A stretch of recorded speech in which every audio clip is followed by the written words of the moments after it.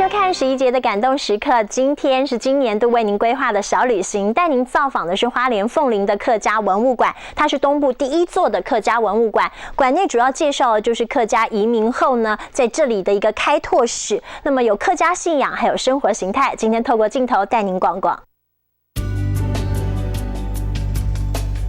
鲜少使用的图书馆再活化，现在变成凤林的客家文物馆。这个特色是叙述一个花东纵谷开发过程，在移民的过程的一种辛酸血泪的一个地方。这是东部第一座客家文物馆，介绍着客家移民东部的拓垦史。这个丁字爬这个部分，这山坡地开垦用的。因为千里迢迢的移民路线，可以看到客家人与自然搏斗的坚韧意志。移民到东部最大的动力是什么？帮日本人开拓，当佃农。要为客家留下最珍贵的文化，当地居民也自动捐献先民使用的农耕器具以及生活用品。早年东部的客家聚落地处偏远，生活困苦，所以客家人在东部开枝散叶讨生活，大多是一字屋。因为家族移民的过程当中很短，像传统的合院啊、农屋啊、围屋这种东西造型的，在东部来讲是少之又少。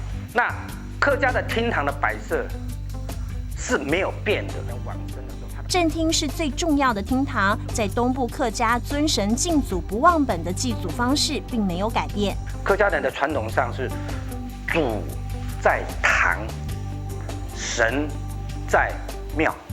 古早厨房里摆放着客家人做米食用的器具，似乎诉说着翻山越岭一样念念不忘属于客家的好滋味。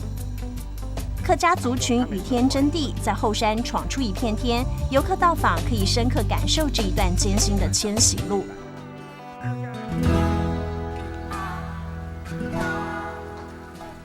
植物染工坊也是凤林的特色之一，五颜六色的植物染为客庄增添色彩，也为客庄妈妈增加收入。如果你要让它晕开的话呢，可以不用那么紧。